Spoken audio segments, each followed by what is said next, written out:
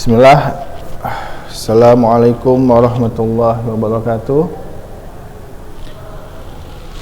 Alhamdulillah wassalatu wassalam ala rasulillah wa ala alihi wa sahbihi wa man tabi'ahum bi ihsanin ila yaumiddin. Ba'du. Alhamdulillah, pada kesempatan kali ini kita bertemu lagi, tidak bertemu ya, karena sekarang kita online, jadi sistemnya rekaman. Ya, alhamdulillah pada kesempatan kali ini kita dapat melanjutkan kembali pembahasan kita. Ya, qadarullah kita tetap online, kemarin juga online karena ustaznya berhalangan. Sekarang juga kalian harus diberikan maksudnya diperintahkan untuk online dulu. Kenapa? Karena ada beberapa hal yang perlu diurus. Jadi insya Allah kita kembali offline untuk pertemuan minggu depan. Alhamdulillah pada kesempatan kali ini kita tetap bisa melanjutkan pembahasan kita, akan tetapi kita belajar dengan sistem online dulu ya, online dulu. Untuk kelas berapa ini? Kelas 11 ya. Dan dulu kita menggunakan kitab Fikih Muyassar. Sebelumnya udah Ustadz kasih tahu ya, tentang Fikih Muyassar ini. Dan udah Ustadz bahas beberapa pembahasannya tentang fikih muyassar ini. Kita agak cepat pembahasan fikih ini ya.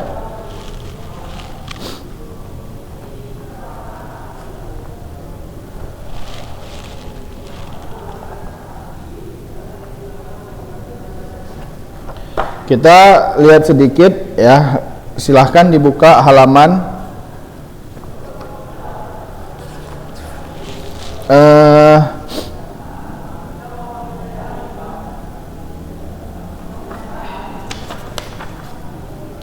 halaman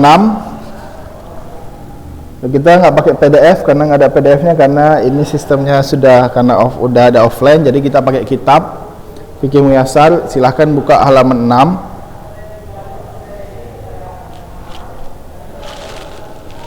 Ya, pada kesempatan kita ini kita masuk ke dalam bab kedua. Kenapa bab kedua? Karena bab pertama kita telah membahasnya. Bab pertama kemarin kita telah membahasnya, yaitu tentang definisi toharoh ya. Apa itu toharoh? Toharoh itu membersihkan, maksudnya itu berwudu ya. Ya, baik dari hadas kecil dan hadas besar. Kalau hadas kecil harus wudu, kalau hadas besar harus mandi wajib. Dan kita membahas tentang air ya. Air yang diperlukan untuk toharoh ya, yaitu air yang suci, yaitu tahur, yaitu tahir, mutahhir. Tahir itu mensucikan, mutahhir itu tahir itu suci, mutahhir itu mensucikan. Jadi dia suci dan mensucikan. Kalau mensucikan bisa pakai taharah, kalau suci saja tidak bisa pakai taharah. Itu dia. Contohnya seperti apa? Seperti air laut, air hujan, air danau, air sungai, air muara ya, air sumur, air mata air, air sungai ya, kemudian air di dalam tanah, pokoknya itu semuanya adalah air suci. Kenapa? Karena mereka semua bersumber dari air hujan ya. Kemudian Allah berfirman, wa anzalna minas sama'i ma'an tahura, dan saya menurunkan dari langit itu ya, dan kami menurunkan dari langit, maksudnya Allah Subhanahu wa taala menurunkan dari langit adalah ma'an tahura, air yang suci. Nah, darinya ada air laut dan seterusnya. Ya, seperti yang kemudian yang berasal dari air seperti es, salju, garam. Ya, garam itu dari air laut. Ya. Itu semua adalah bisa dipakai untuk bersuci.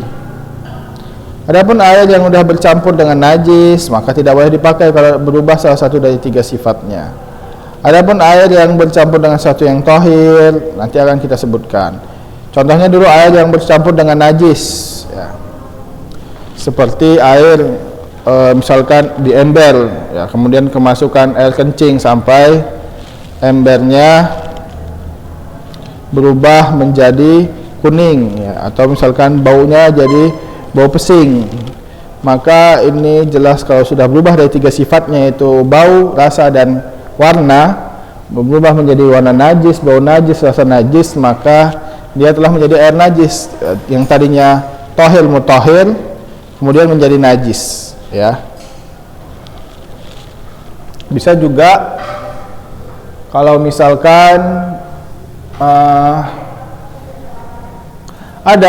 kalau misalkan dia nggak berubah, misalkan satu ember kena beberapa tetes air kencing tapi tidak berubah warna, rasa dan baunya, maka dia tetap tohir mutahhir, ya, dia tetap suci dan mensucikan, ya, dia tetap suci dan mensucikan. Paham ya? Kemudian kalau misalkan ada air yang bercampur dengan sesuatu yang suci, ya, dia bukan najis, suci. Contohnya air bercampur dengan kopi, jadi air kopi. Nah, boleh nggak pakai bersuci? Maka dia tidak boleh pakai bersuci karena dia sudah keluar dari nama airnya. Yang penting intinya patokannya adalah dia keluar dari nama air atau enggak. Contohnya air kelapa. Air kelapa itu bening, putih, tapi dia bukan air, yaitu air kelapa. Contohnya kuah sayur, misalnya kuah sayur bayam, ya. Kuah sayur bayam itu dia bening putih warna air, tapi dia bukan air, tapi dia adalah kuah sayur, ya. Berarti itu tidak bisa dipakai buat bersuci, ya. Tapi dia tohir nggak? Tohir, tapi ghairu mutahhir. Tohir tapi tidak bisa mensucikan. Dia tohir saja tapi tidak bisa mensucikan, ya, itu dia.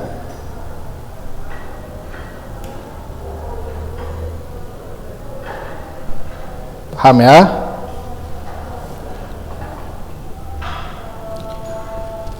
Contohnya ketika air satu aqua dimasukkan kotoran, kalau misal dimasukkan daun teh, kalau misalnya warnanya nggak berubah, ya, nggak berubah, warnanya nggak berubah, baunya nggak berubah, rasanya nggak berubah, masih tetap putih, maka dia bisa pakai bersuci. Tapi kalau misalnya udah berubah, maka dia bukan air lagi, tapi air teh, maka dia tidak bisa pakai bersuci, dan seperti seterusnya. Contohnya kayak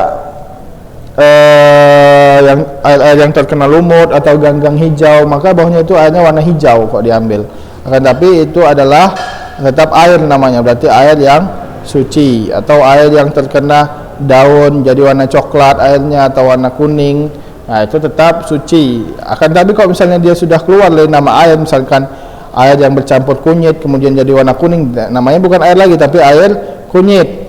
Atau bercampur dengan mawar, jadi itu namanya bukan air lagi tapi air mawar. Atau bercampur dengan parfum jadinya parfum, jadi namanya bukan air lagi akan tapi parfum, dan seterusnya. Misalnya minyak kayu putih, warnanya putih akan tapi dia bukan air tapi minyak kayu putih, dan bensin seterusnya, maka dia hanya suci saja. Tapi bisa nggak pakai wudhu? Nggak bisa, karena dia tidak mutahhir, ya. Berarti dia namanya adalah tahir ghairu mutahhir,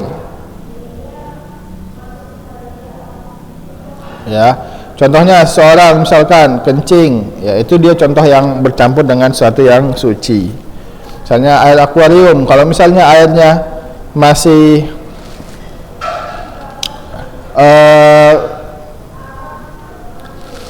sifatnya tidak ada berubah, ya, putih, baunya bau air, rasanya rasa air, cuma ada ikan di situ, maka dia tetap air yang suci. Akan tapi kalau misalnya udah berlendir, sudah warna kotoran, itu namanya bukan air tapi air ikan, ya. Paham ya? Contohnya kalau ada orang yang kencing di kolam renang sampai puas kencingnya, kalau airnya belum berubah warna, rasa dan baunya, maka dia tetap suci dan mensucikan, ya, dia tetap air. Adapun air mustakmal itu air yang telah dipakai, akan tapi dia yang rajih dia adalah air yang suci. Kenapa? Rasulullah juga ada contohnya makai mandi setelah air yang dipakai dari istrinya, beliau mandi dengan air itu. Nah, itu menunjukkan bahwasanya air yang mustakmal yang telah dipakai itu, maka dia pada hakikatnya adalah mutahhir, suci dan mensucikan. Dan sekarang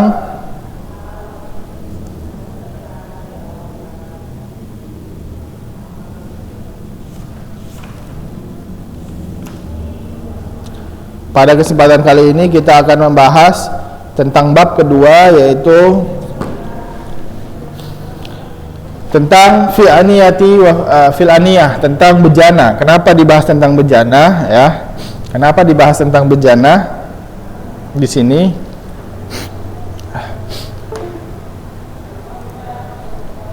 Kenapa dibahas tentang bejana di sini? Karena bejana ini adalah alat untuk berwudu juga ya. Selain air tadi, alat untuk berwudu, tempat menuangkan air, tempat menyimpan air, dan tempat menaruh air, yaitu semuanya adalah bejana. Maka yang dibahas di sini juga tentang bejana karena dia bersangkutan dengan toharoh ya. Kita akan bahas tentang bejana dan masalah-masalah di dalam bejana ini. Wal aniyah, aniyah di sini apa? Hiya al-awiyah lati yahfazu fiha al-ma wa ghairihi saun kanat min al-hadid aw min ghairihi. Aniyah atau bejana itu adalah tempat, wadah yang bisa menyimpan di dalamnya air dan selain air, baik itu dari logam atau besi, atau baik dari selainnya seperti kulit, kayu, dan seterusnya. Maka itu semuanya adalah bejana.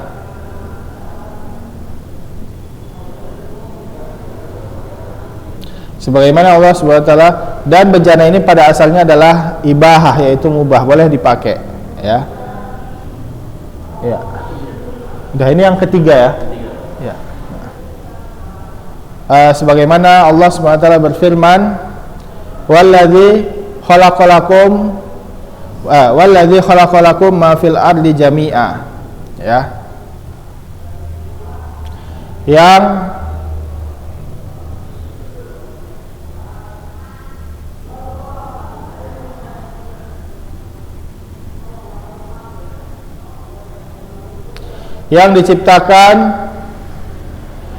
menciptakan bagi kalian apa yang ada di bumi semuanya ini jami'a, untuk kalian. Lihat di sini, huwallazi khalaqalakum, lakum berarti untuk manusia. Jadi yang diciptakan Allah di atas bumi semuanya jami'a, untuk manusia. Berarti kalau untuk manusia berarti halal. Makanya itu adalah kaidah al-aslu fil asya' al-ibahah.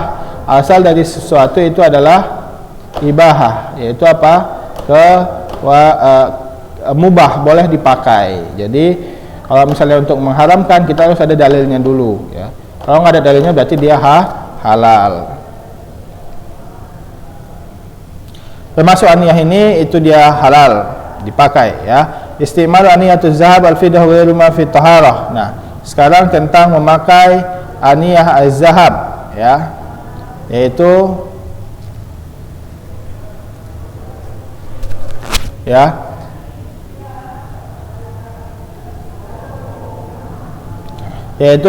hukum memakai bejana yang terbuat dari emas dan perak di dalam taharah ya. Yang ada larangannya, jelas-jelas larangannya itu pada saat untuk minum, untuk makan nggak boleh memakai bejana emas dan perak ya.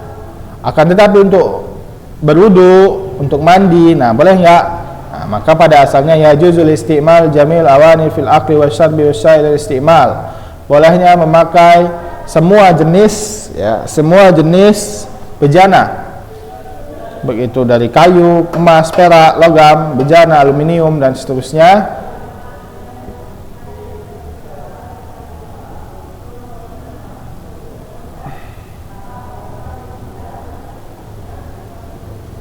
Nah, ini untuk makan minum boleh memakai semuanya ya, karena dia pada asalnya mubah ya. Walaupun dia mahal, akan tapi ada beberapa yang tidak boleh, yaitu bejana emas dan perak. Ini untuk minum dan makan ya, nggak boleh bejana emas dan perak. Sebagaimana, nah tapi itu untuk makan dan minum, khusus untuk makan minum ya, bukan untuk menggunakan untuk toharoh, untuk mandi dan seterusnya. Sebagaimana lafadznya di dalam hadis, Rasulullah sallallahu alaihi wasallam bersabda, la tasrabu fi aniyatiz zahab wal fiddah wa la ta'kulu fi sihafihima fa innaha lahum fid dunya wa lakum fil akhirah. Janganlah kalian minum di aniyah, di bejana. Fad, sebentar.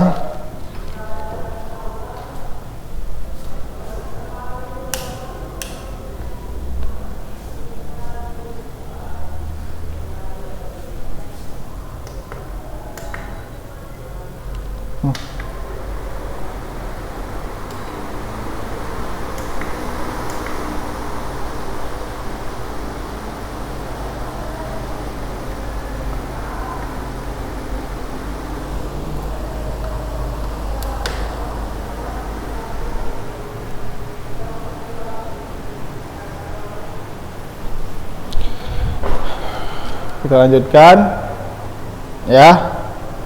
Jadi Rasulullah bersabda, la tasrabu fi aniyati zahab wal fiddah wa la ta'kulu fi sihafihima fa innaha lahum fid dunya wa lakum fil akhirah. Ya, di sini ya Rasulullah bersabda, janganlah kalian minum dari bejana zahab, emas dan perak. Kenapa? Ya karena itu untuk kalian, tidak untuk kalian di dunia tapi untuk kalian di akhirat. Jadi yang udah makan minum di perak di dunia dan akhirat, di dunia, maka dia akan tidak akan dapat lagi nanti di akhirat. Nah, maka kita harus menahan agar nanti di akhirat bisa makan dan minum dengan bejana emas dan perak. Ya. Kemudian Rasulullah SAW juga bersabda, alladzi yasru fi aniyatil fiddah innama yujarjiru fi batnihi nar jahannam. Yang minum dari aniyah atau bejana fiddah ini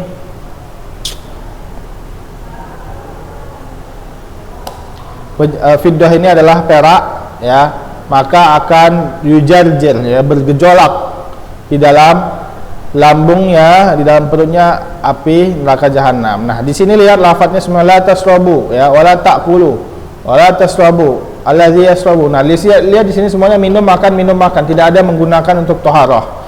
Berarti di sini Rasulullah mengkhususkan untuk minum makan saja nggak boleh. Tapi kalau untuk toharoh, maksudnya gayung atau ember, bak untuk digunakan, maka ini boleh memakai fiddah atau emas dan perak. Jadi hukumnya untuk toharoh gimana? Untuk toharoh boleh, tapi untuk makan minum nggak boleh. Itu dia. Nah, maka ini adalah dalil haramnya makan minum menggunakan emas dan perak atau bejana emas dan perak tanpa selainnya. Jadi kalau pakai buat toharoh nggak apa-apa. Maka ini menunjukkan bolehnya bertoharoh dengannya ya.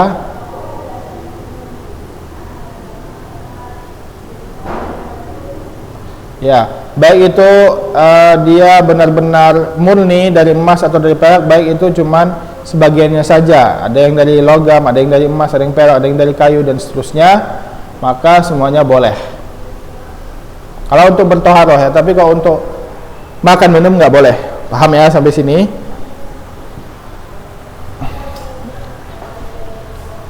Kemudian yang kedua, hukum istimal ina al-mudabbab bil fiddah bil zahab wal fiddah. Hukum menggunakan ina atau bejana al-mudabbab itu yang maksud yang pecah, yang udah pecah dengan zahab dan fiddah. Bahwasanya mudabbatul zahab atau pecahan dari emas dan perak itu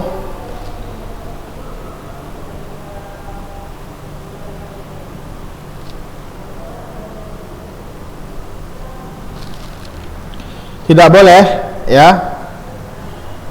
Kalau tadi untuk menggunakan toharoh bisa, tapi kok ini hanya menggunakan ina secara mutlak. Yang mudabbab ini beda. Kalau murni boleh, kalau misalnya dia cuman pecahan tidak boleh. Dukhuli tahta umumin nas amma in kana dabbah minal fiddah wa hiya yasira fa innahu yajuz istimaluhu.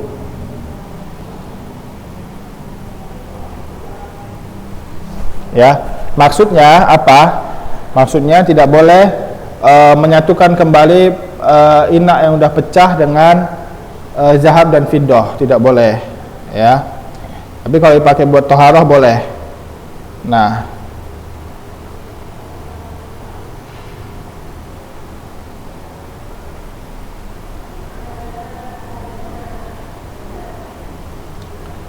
Afan, lihat di sini, ya, kalau makan minum dengan bejana emas dan perak nggak boleh, tapi kalau untuk bertoharoh boleh. Nah, tapi kalau untuk minum dan makan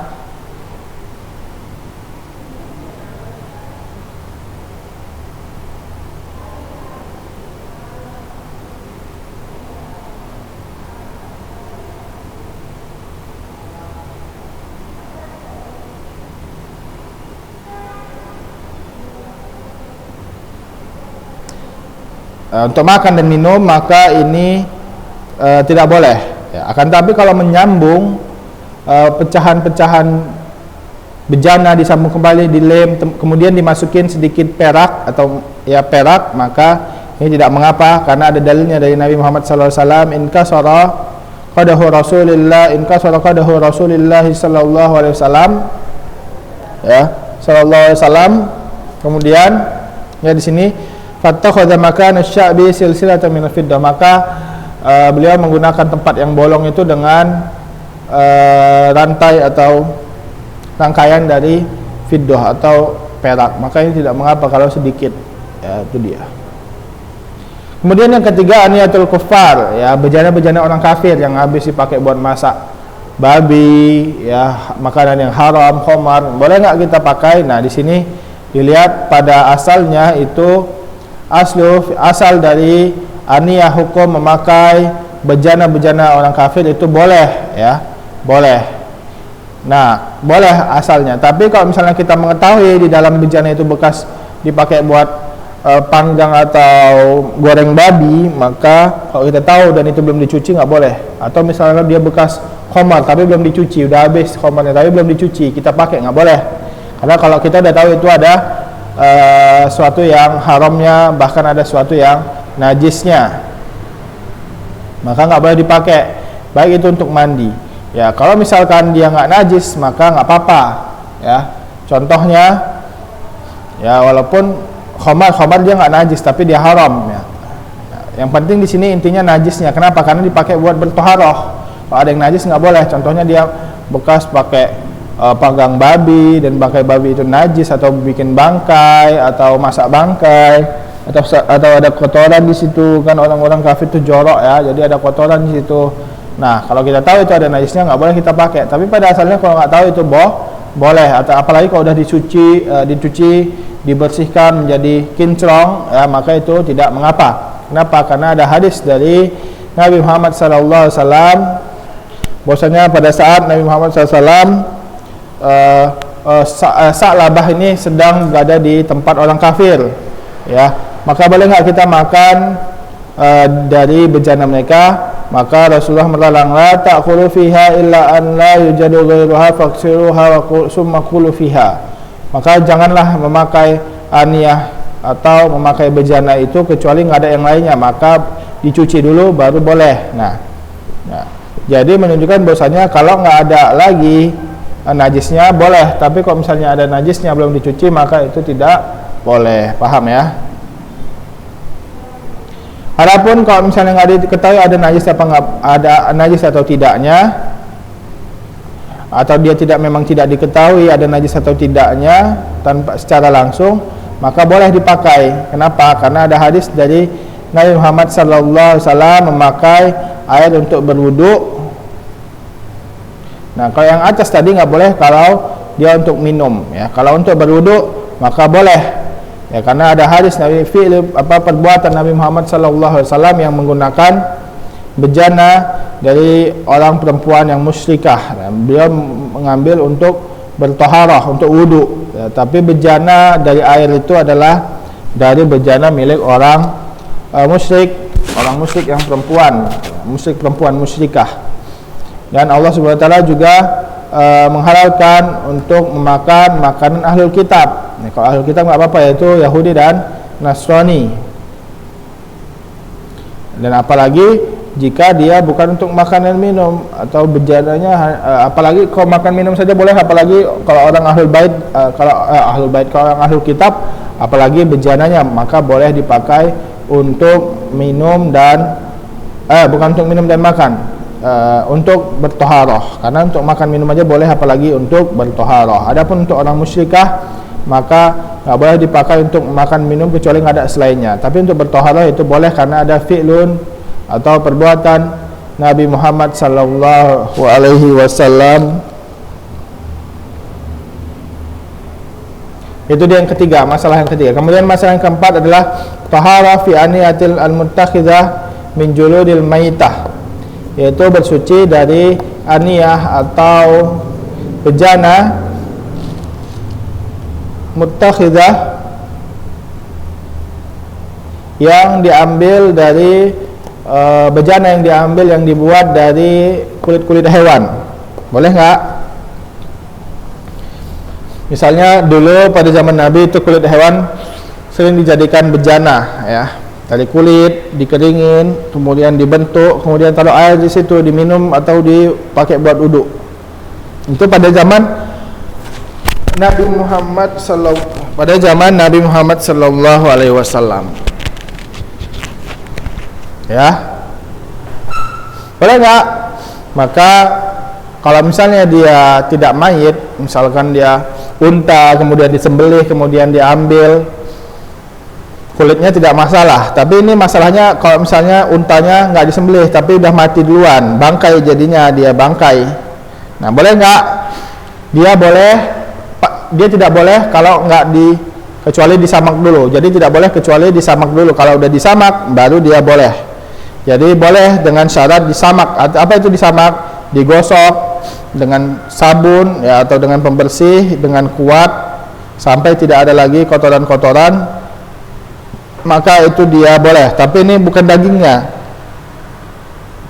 tapi adalah kulitnya. Dan kulit juga bukan untuk dimakan, tapi untuk dijadiin bejana, ya, bejana atau untuk yang lainnya. Yang penting nggak dimakan. Ya, yang penting nggak dimakan. Kalau udah disamak maka boleh dipakai. Sebagaimana Nabi Muhammad sallallahu alaihi wasallam bersabda, ayyuma ihawudzubi faqat tahur. Kalau bejana itu telah disamak maka dia telah suci. Li'annahu marra ala syatin maitatin, ya. Karena Nabi Muhammad SAW waktu itu berjalan di depan bangkai kambing yang udah mati, kemudian Rasulullah bersabda, halla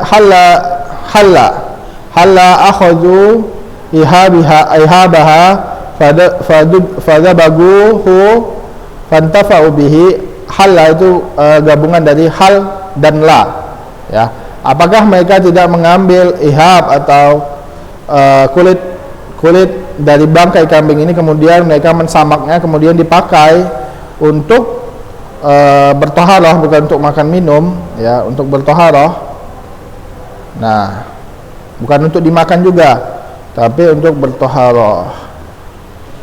Kemudian dikatakan kepada Nabi, innahal maitah, sungguhnya dia mayit. Maka Rasulullah mengatakan, fa innama hurima akluha, maka sungguhnya mayit itu nggak boleh dimakan, ya. Tapi ini menunjukkan mayit itu dia nggak boleh dimakan saja, kan, tapi pada hakikatnya dia kalau disamak dia tidak najis. Adapun kalau mau dipakai buat menjadi peralatan seperti bejana, maka dia harus disamak terlebih dahulu. Apalagi kalau disembelih bukan mayit, maka dia lebih boleh, ya. Kalau bukan mayit berarti dia bukan bangkai, ya, berarti dia halal dan boleh dimakan. Adapun kulit, adapun sya'ruhu, yaitu bulu-bulunya, mau dia bulu atau rambut, maka dia suci, ya, suci. Baik itu dia rambut dari bangkai, ya, karena masalahnya kulitnya aja. Kalau yang tumbuh di kulit itu maka dia suci karena dia itu bulunya, tidak ada urusan dengan bangkainya, ya. Maka dia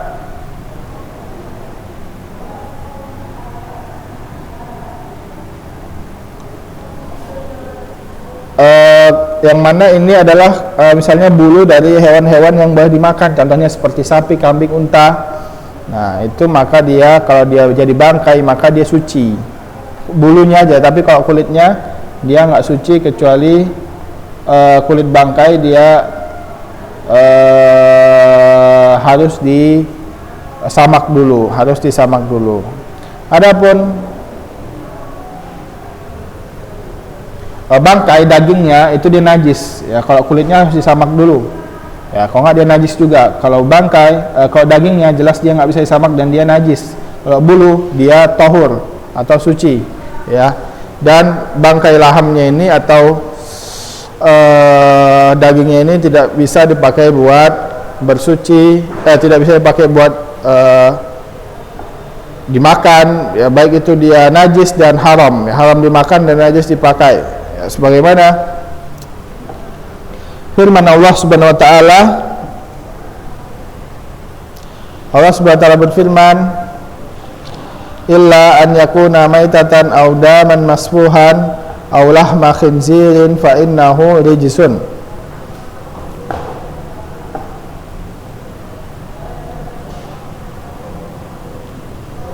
Ya, illa kecuali ya, maka semuanya halal kecuali dia menjadi maitah.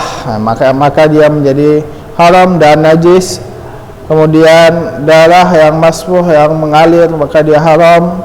Kemudian daging babi maka dia haram. Kemudian kenapa? Karena sesungguhnya itu adalah rijsun, kotoran, maka dia haram dan najis. Paham ya sampai sini?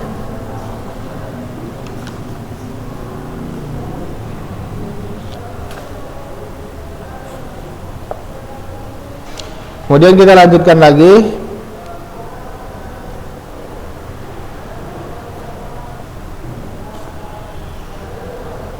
Ya, bagaimana cara menyamak? Menyamak itu dengan menggosok dengan sabun ya, dengan sabun atau sesuatu yang wangi digosok sampai tidak ada terlihat lagi kotorannya ya. Bisa dengan garam ya, bisa dengan garam sampai tidak ada lagi kotorannya. Kemudian nah, setelah itu dibersihkan, dikeringkan. Nah, ini baru bisa dipakai. Itu dia samak.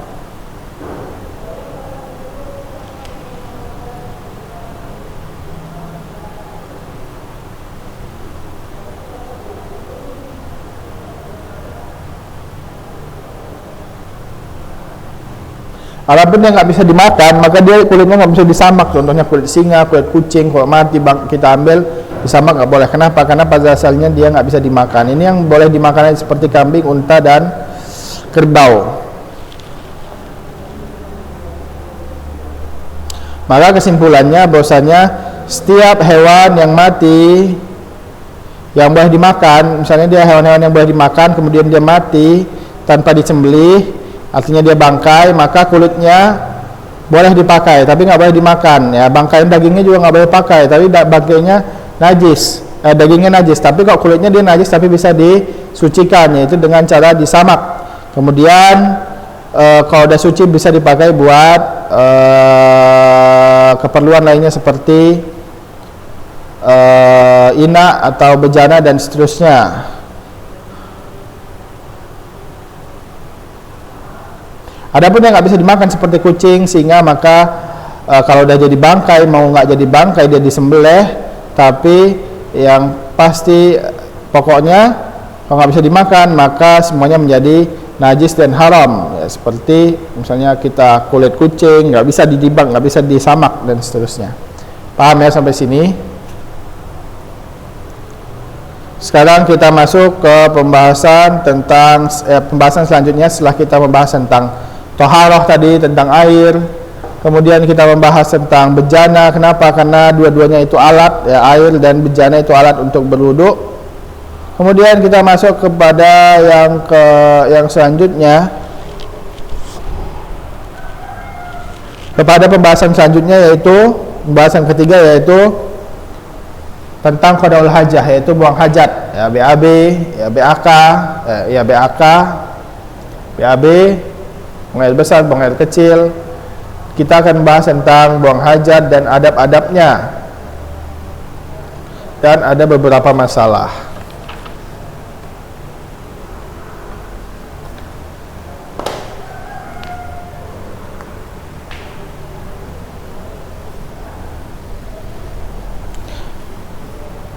Lihat di sini. Sebentar.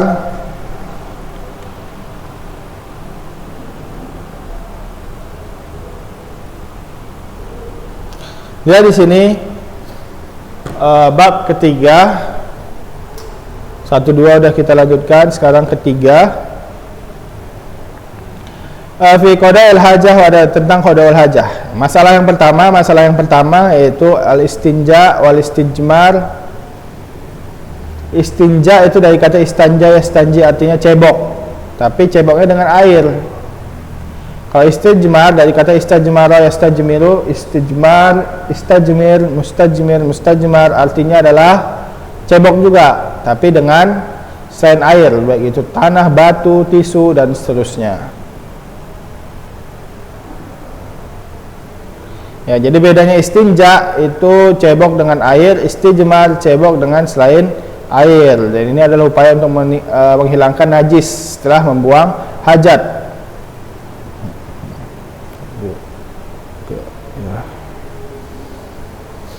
Nah, maka ini semuanya bisa saling berganti. Kalau mau pakai istinja saja boleh, istijmar juga boleh. Mau pakai air boleh, mau pakai batu boleh, terserah. Ya.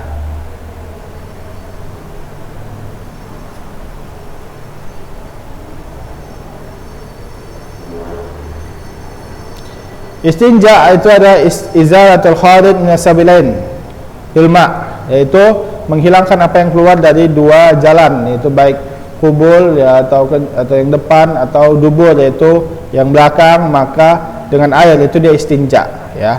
Adapun istijmar mengusap dengan suatu yang tahir, yang mubah, baik itu batu, kerikil atau batu ya, atau batu seperti tanah seperti batu, ya,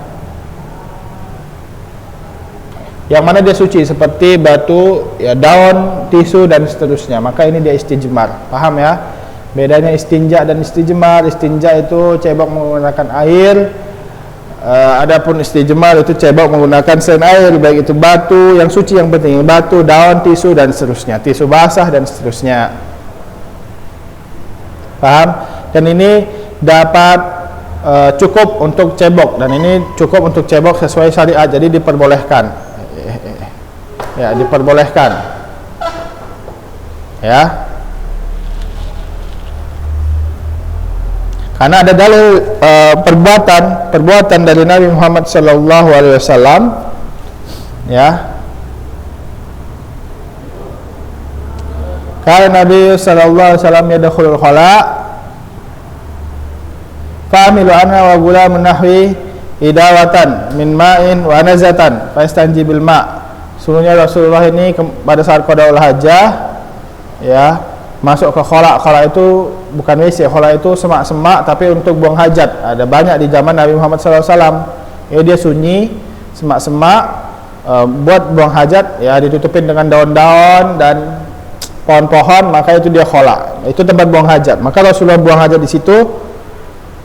Kemudian datanglah Anas bin Malik membawa tempat bejana dengan air dan tongkat. Ya, tongkat ini untuk bilang bahwasanya ini ada orang buang hajat, nggak boleh didekatin. Ya, fayastanji bil ma, ini syahidnya atau intinya fayastanji bil ma. Maka dia, ya, buang hajat atau maka dia cebok dengan air. Kenapa? Karena Anas bin Malik tadi bawa air. Nah, ini menunjukkan bahwasanya boleh cebok dengan air. Begitu juga di hadis Aisyah, idza dhahaba ahadukum minal ghaib falyastatibu bi salasati ahjar fa innaha tujza'anhu.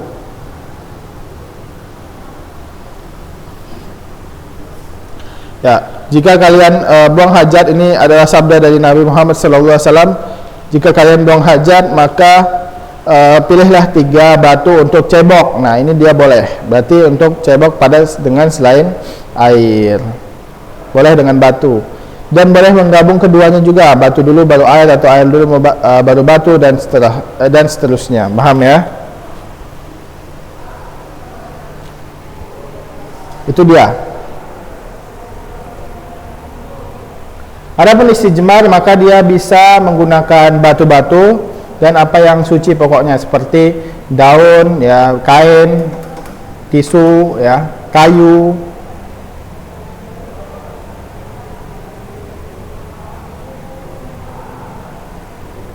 batu-batu juga bisa. Ya, walaupun satu batu yang penting ada 3 sudut. Ya, kalau besar dia 3 sudut, kalau misalnya kecil-kecil harus 3. Ya, yang penting bisa. Yang penting suci, kecuali tulang ini nggak boleh.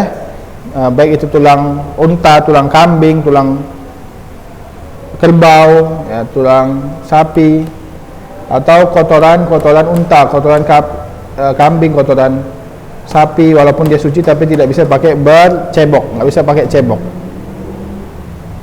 Sebagaimana hadis Salman Al-Farisi, ya, nahana Rasulullah anastanji bil yamin wa an yastanji bi aqal min salasati ahjar anastanjiya bi rajil al-idham.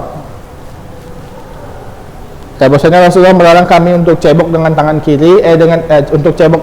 Rasulullah melarang untuk cebok dengan tangan kanan dan memerintahkan untuk tangan kiri, dan melarang kami untuk cebok dengan lebih sedikit dari 3. Jadi nggak boleh lebih sedikit dari 3 batu, dan melarang kami untuk cebok dengan tulang hewan dan kotoran hewan, karena pada zaman Nabi itu kotoran unta itu nanti kok lama keras dia kayak batu, jadi dikira batu, nggak boleh. Ya, kotoran unta nggak boleh, tulang nggak boleh. Adapun selainnya daun-daun kayu, ya, kemudian kain, tisu, itu boleh pakai untuk cebok. Ya, itu dia tentang cebok. Kenapa? Karena ini masuk ke dalam pembahasan toharoh. Itu masalah yang pertama. Kemudian masalah yang kedua,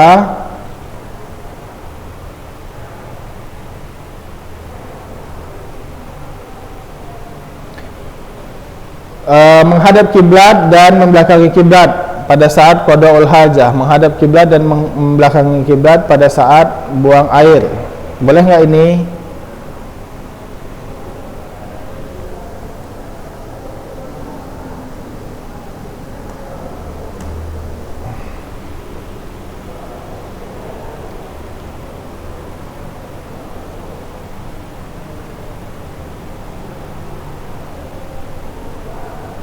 Nah, kita lihat di sini la yajuz istiqbalul qiblah wa istidbaruha halan qada raja fil sakhra bila ha'il. Lihat di sini tidak boleh kalau misalnya, jadi di zaman Nabi itu namanya ada khala. Khala itu tempat buang hajat tapi dia nggak ada temboknya, jadi cuma semak-semak aja, ya. Ditandain dengan kayu. Tapi ada juga WC ya pakai tembok dia. Seperti kalau di rumah-rumah dia baru ada pakai tembok. Tapi kalau di padang pasir dia pakainya khola, tempat agak mendalam gitu, dia dikelilingi dengan pohon-pohon atau batu, itu namanya khola, ya. Nah, tidak boleh kita menghadap kiblat dan membelakangi kiblat pada saat buang hajat. Jongkok nggak boleh menghadap atau membelakangi kiblat, jadi menyamping, ya. Pada saat buang hajat, jika di khola, di padang pasir yang nggak ada temboknya, ya. Kenapa? Karena ada hadis Ayyub Al-Ansar. Beliau berkata, kalau Rasulullah bersabda, ya, di sini idza ataitum al-ghaid fala tastaqbilu qiblah wa la tastadbiruha walakin syariqu wa gharibu, ya. Ketika kamu ingin hendak buang hajat, maka jangan menghadap kiblat, jangan membelakangi kiblat, akan tapi menghadap timur dan barat, jadi membelakangi, menyampingi. Nah, ini masuknya Rasulullah itu ketika ada khala. Ya, akan tapi ada hadis Rasulullah sallallahu alaihi wasallam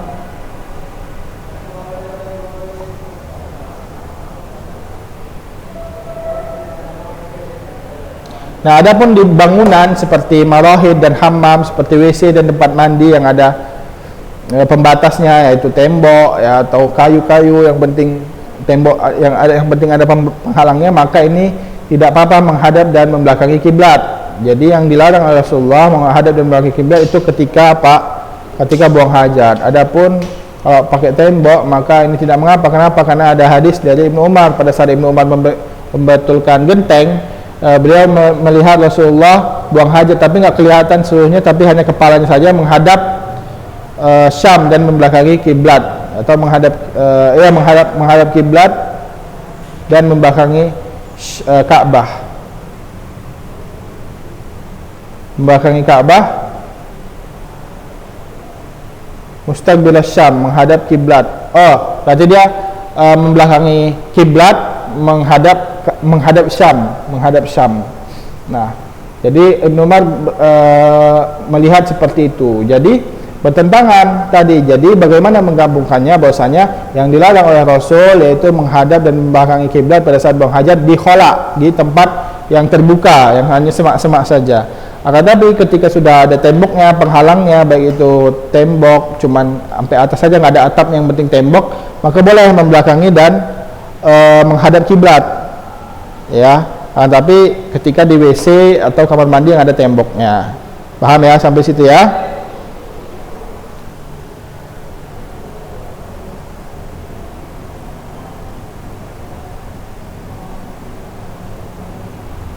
Itu dia. Untuk masalah membelakangi dan menghadap kiblat. Sudah tertulis di sini. Kemudian buka semua halaman 10.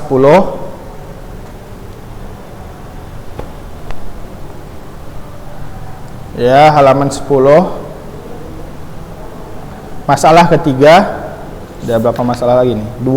3 masalah lagi. Masalah yang ketiga itu apa yang disunahkan ketika kita masuk WC. Apa yang disunahkan ketika kita masuk WC? Ada beberapa amalan yang disunahkan ketika kita masuk WC. Yang pertama mengatakan ketika yasunnu lidakhil khala, ketika kita masuk WC, maka kita sebelum masuk ya, pada saat di luar berarti kita mengatakan bismillahi Allahumma inni a'udzubika minal khubuthi wal khaba'is. Ya Allah, lindungilah aku dari khubasi, yaitu setan laki-laki, dan khaba'is, setan jin perempuan. Ya. Kemudian ketika keluar, adabnya adalah membaca setelah keluar nih, berarti dari keluar WC, dari luar WC, kita membaca gufronaka, yaitu ampunanmu. Kenapa minta ampun? Karena kita pada saat di WC tidak ada berzikir, ya. Bahkan banyak mikirin yang enggak kalau udah di WC itu. Makanya kita setelah keluar bilang gufronaka, jadi meminta ampun terhadap dosa-dosa kita yang lakukan di WC. Kemudian sunnahnya juga mendahului apa, kalau masuk WC itu mendahului kaki kiri daripada kaki kanan. Kalau masuk masjid baru kaki kanan dulu, kalau masuk WC itu kaki kiri dulu baru kaki kanan.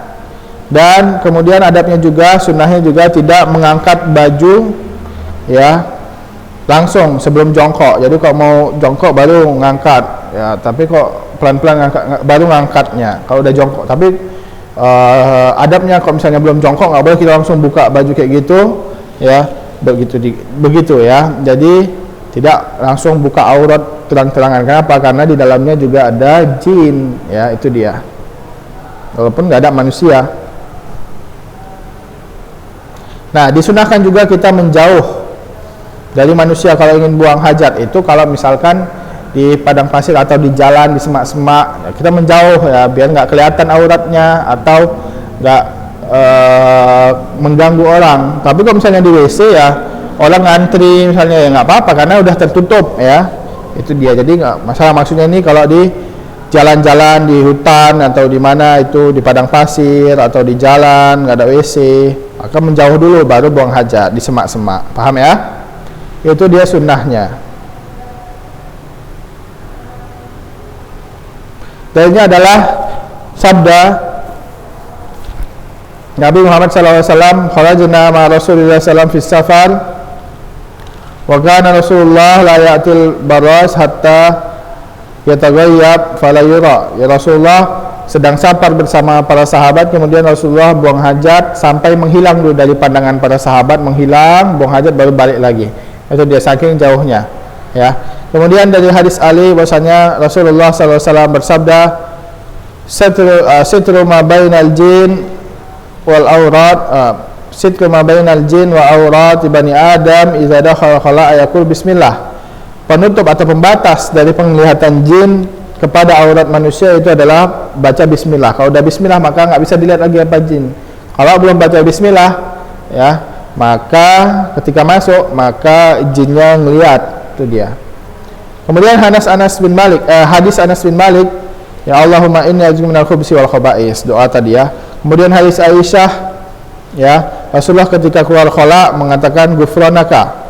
Kemudian Rasulullah tidak mengangkat baju kecuali setelah jongkok. Itu dia adab-adab atau sunnah-sunnah pada saat masuk khala atau pada saat buang hajat Itu dia pembahasan ketiga. Kemudian pembahasan keempat apa? Yaitu apa yang diharamkan pada saat buang hajat. Apa yang diharamkan pada saat ingin buang hajat? Ada beberapa hal yang diharamkan pada saat buang hajat.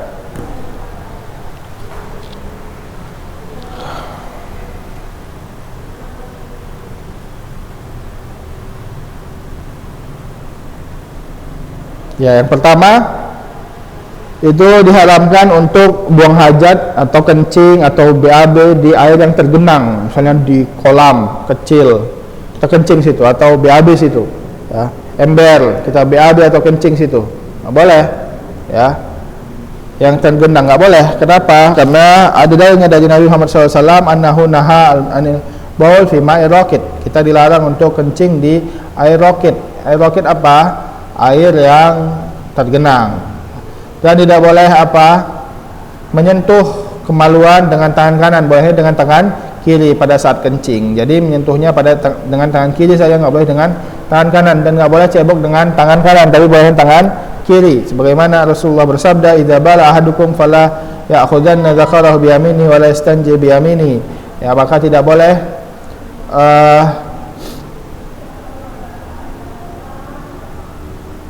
kencing dengan tangan kanan dan tidak boleh cebok dengan tangan kanan. Itu dia. Kemudian diharamkan untuk kencing dan buang hajat di jalan, misalnya tengah jalan atau pinggir jalan, nggak boleh, ya, atau di tempat orang berteduh, di halte bus atau di pondok-pondok atau di saung-saung, ya, di sawah-sawah, di saungnya itu, ya, apa itu namanya, pendopo atau saungnya, gazebo gitu, ya, nggak boleh kita di situ karena itu tempat berteduh manusia, nanti kebauan, ya, itu dia nama saja mengganggu manusia dan itu adalah terlaknat. Nggak boleh juga di kebun-kebun, tempat apa, tempat manusia lewat-lewat, pinggir kebun, depan kebun, ya nggak boleh. Tempat tumbuh-tumbuhan berbuah, buahnya dimakan manusia, nggak boleh kita BAB di situ, ya, yang mana buah-buahnya dimakan manusia. Tapi kok cuman pohon yang nggak ada buat dimakan buahnya, maka itu nggak apa-apa, ya.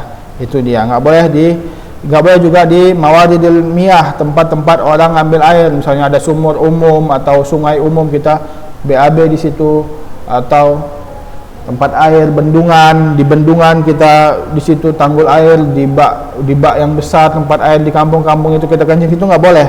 Kenapa? BAB situ juga boleh. Kenapa? Karena itu mengganggu manusia. Dalilnya adalah sabda Nabi Muhammad SAW, ittaqul mula'anan salasah al-barras, ya, ittaqul mala'in as-salas al-barras bil mawarid al-qari'ah at-tariq ad-dil, ya, wadil, ya, tidak boleh Rasulullah melaknat dari 3 hal ini, yaitu buang hajat di tempat air manusia atau di jalan atau di tempat berteduh, ya, itu diharamkan oleh Rasulullah sallallahu alaihi wasallam. Dan tidak boleh juga diharamkan juga adabnya untuk membaca Al-Quran pada saat buang hajat atau pada saat di khola atau di WC, nggak boleh baca Al-Quran, nggak boleh membawa yang ada lafaz Al-Qurannya, tidak boleh membawa masuk Al-Quran, ya, dan tidak boleh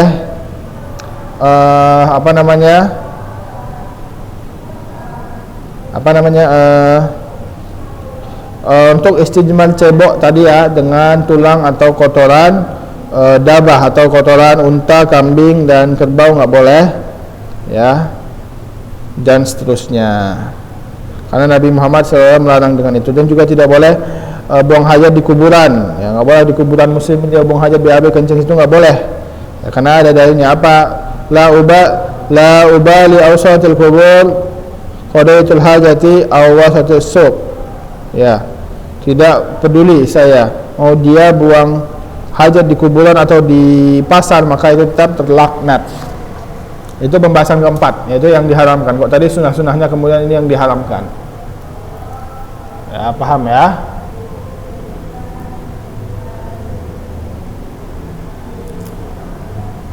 Itu dia. Itu untuk pembahasan keempat. Dan yang terakhir kita bahas masalah yang kelima, yang terakhir sebelum kita tutup. Masalah yang kelima,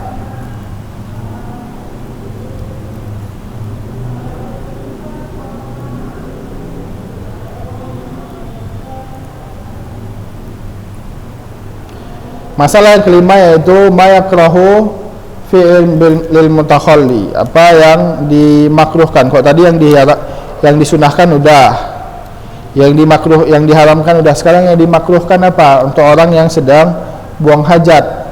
Nah, ini akan kita sebutkan.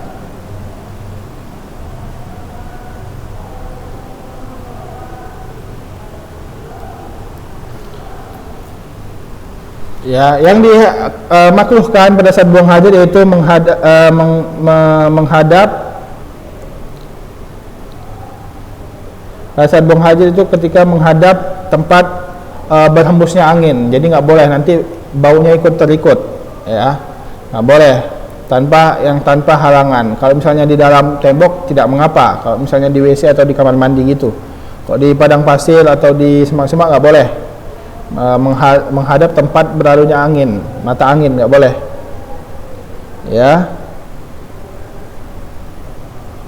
Maka kemudian juga dimakruhkan untuk berbicara pada saat buang hajat, nggak boleh berbicara, ya. Kemudian juga pada saat nggak boleh menjawab salam atau memberi salam, ya, nggak boleh pada saat buang hajat. Kemudian itu dalilnya adalah pada saat Rasulullah kencing, kemudian maksudnya di agak jauh sana ada sahabat yang bilang assalamualaikum, ya, maka Rasulullah tidak menjawab salamnya, ya. Kemudian setelah selesai kencing baru Rasulullah menjawab salamnya.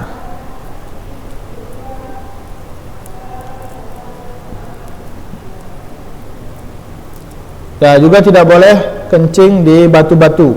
Ya, nggak boleh kencing di batu-batu. Maksudnya batu-batu yang bertumpuk, ya, batu besar. Habis itu ada batu-batu kecil agak bertumpuk-tumpuk, ada bolong-bolongannya, nggak boleh kencing situ. Kenapa? Karena itu adalah tempat jin, ya, tempat tidur jin. Nah, nggak boleh kita, karena itu saudara kita juga jin, ada yang muslim kan, nggak boleh kencingin, nanti mereka juga marah dan murka, ya. Dan ini juga dilarang oleh Nabi Muhammad SAW karena tidak berkasih sayang kepada makhluk-makhluk Allah yang lainnya.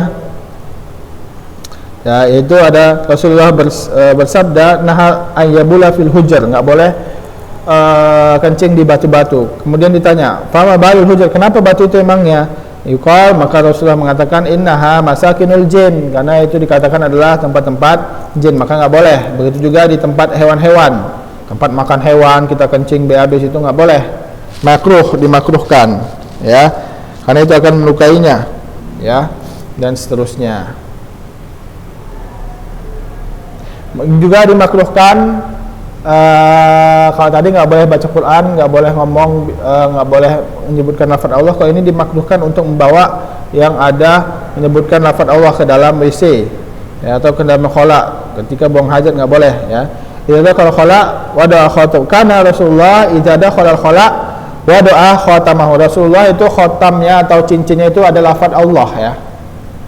Ada lafaz Allahnya.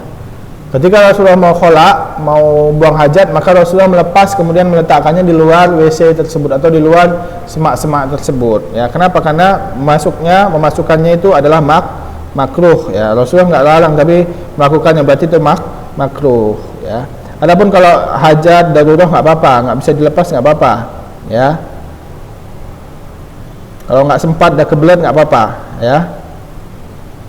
Adapun kalau sempat maka lebih baik itu karena dilepaskan. Kenapa? Karena dia sunnah. Kenapa? Kalau dilakukan karena makruh, maka kebalikannya sunnah kalau ditinggalkan. Kalau dikerjakan, masukkan lafaz itu, maka dia makruh. Kalau ditinggalkan berarti dia sunnah. Kecuali kalau orang lupa, itu nggak apa-apa. Adapun mushaf bawa masuk ke dalam WC atau khala, semak-semak, itu tidak boleh. Kenapa? Karena itu adalah Al-Quran, mushaf nggak boleh dibawa masuk, maka dia haram derajatnya, bukan makruh lagi. Kalau lafaz Allah tadi cuma makruh, tapi kalau Al-Quran maka dia haram karena dia adalah kalamullah, ya, bukan makhluk, dan dia dimasukkan ke WC maka dia haram, ya. Baik itu yang zahir atau khafi, yang dia jelas-jelas atau di dalam kantong atau misalkan di dalam tas, nggak boleh masukin ke WC kalau ada Al-Quran-nya, karena itu adalah kalamullah, bukan seperti makhluk seperti kita. Itu adalah sama saja pelecehan dan penghinaan terhadap Al-Quran. Itu dia. Mungkin itu saja yang dapat kita sampaikan di dalam pembahasan tentang fikih ini. Untuk Lain waktu atau kesempatan lainnya kita akan masuk ke dalam pembahasan yang keempat, bab keempat tentang siwak dan sunan-sunan fitrah. Kenapa ini masuk di dalam bab taharah? Karena ini tentang bertaharah juga. Siwak membersihkan gigi dan fitrah ini membersihkan badan dan seterusnya. Sunanul fitrah ini membersihkan badan dan seterusnya. Mungkin itu saja yang dapat disampaikan. Kita tutup dengan doa kafaratul majlis. Subhanakallahumma wa bihamdika asyhadu an la ilaha illa anta wa astaghfiruka wa atubu ilaik. Wassalamualaikum warahmatullahi wabarakatuh.